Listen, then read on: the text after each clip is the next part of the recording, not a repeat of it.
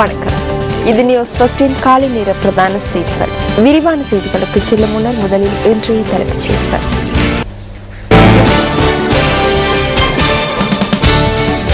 தமிழக கடற்பரப்பில் கைது செய்யப்பட்ட இலங்கை மீனவர்கள் 21 பேரையும் இலங்கைக்கு திருப்பி அனுப்புவதற்கான அனுமதி இன்று வழங்கப்படவுள்ளது.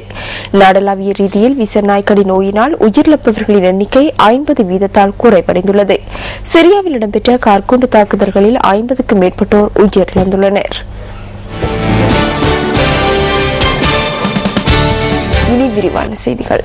தமிழக கடற்பரப்பில் கைது செய்யப்பட்ட இலங்கை மீனவர்கள் 21 பேரையும் இலங்கைக்கு திருப்பி அனுப்புவதற்கான அனுமதி இன்று வழங்கப்படவுள்ளது.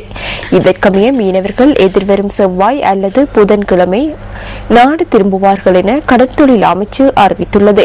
இந்த மீனவர்களிடமிருந்து கைப்பற்றப்பட்ட 4 படகுகளையும் விடுவிக்க தமிழக அதிகாரிகள் நடவடிக்கை எடுத்துள்ளனர். கடந்த ஜனவரி மாதம் நெல்வெல்ல, திருகோணமலை மற்றும் தங்காலை ஆகிய பகுதிகளில் இருந்து மீன்பிடி நடவடிக்கைக்காக கடலுக்கு சென்றிருந்த போதே இவர்கள் தமிழக கடற்பரப்பில் கைது செய்யப்பட்டிருந்தனர். இந்திய இலங்கை ஒருங்கிணைந்த விசாரணை குழுவின் ஊடாக விடுதலையான மீனவர்கள் தற்போது சென்னையில் உள்ள மகாபோதி நிலையத்தில் தங்கியுள்ளனர்.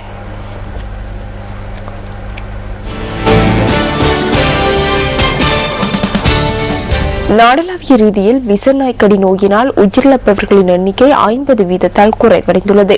நாய்களுக்கான கருத்தடை திட்டம் வெற்றிகரமாக முன்னெடுக்கப்படுகின்றமை இதற்கு காரணமாகும் என சுகாதார அமைச்சின் பிரதி சுகாதார சேவைகள் பணிப்பாளர் நாயகம் டாக்டர் சரத் அமுனுகம தெரிவித்துள்ளார். இந்த திட்டம் ஆரம்பிக்கப்படுவதற்கு முன்னதாக வருடாந்தம் விசநாய்க்கடியினால் சுமார் 70 மரணங்கள் பதிவானதாகவும் அவர் கூறியுள்ளார். எனினும் கடந்த வருடத்தில் விசநாய்க்கடி நோயினால் 38 பேர் மாத்திரமே உயிரிழந்துள்ளதாகவும் சுகாதார அமைச்சு குறிப்பிட்டுள்ளது.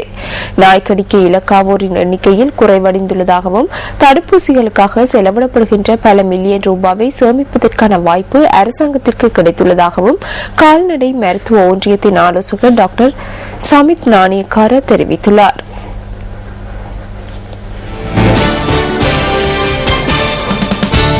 தரம் குறைந்த மருந்து வகைகளை விநியோகிக்கும் நிறுவனங்கள் தொடர்பான அறிக்கை இந்திய சுகாதார அமைச்சரிடம் கையளிக்கப்பட்டுள்ளது. இதற்கமைய குறித்த நிறுவனம் தொடர்பில் இந்திய அரசாங்கம் விசாரணைகளை ஆரம்பித்துள்ளதாக சுகாதார அமைச்சர் விடுத்துள்ள அறிக்கையில் தெரிவிக்கப்பட்டுள்ளது. கடந்த வாரம் இந்திய தலைநகர் புதுடில்லியில் நடைபெற்ற தெற்காசிய ஒட்டிசம் வலையமைப்பு மாநாட்டில் கலந்து கொண்ட சுகாதார அமைச்சர் மைத்ரிபால சிறிசேன இந்திய சுகாதார அமைச்சரிடம் இந்த அறிக்கையை கையளித்திருந்தமை குறிப்பிடத்தக்கது.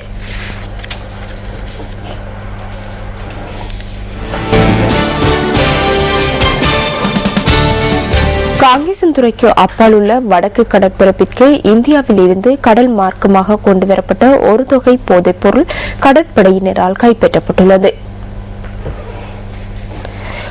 வடக்கு கடற்பரப்பில் ரோந்து நடவடிக்கையில் ஈடுபட்டிருந்த கடற்படையினர் 2 சந்தேக நபர்களை கைது செய்ததுடன் அவர்களிடமிருந்து 123 கிலோகிராம் எடையுடைய போதைப் பொருளையும் கைப்பற்றியதாக கடற்படை ஊடக பேச்சாளர் கமாண்டர் கோசல வர்ணகுலசூரிய கூறியுள்ளார்.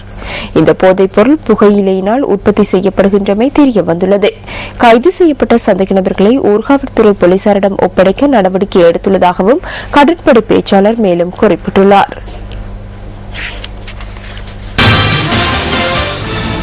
இலங்கை மத்திய வங்கி நேற்றைய தினம் வெளியிட்டுள்ள வெளிநாட்டு நாணய மாற்று விகிதம் தொடர்பான தகவல்கள் அடுத்து.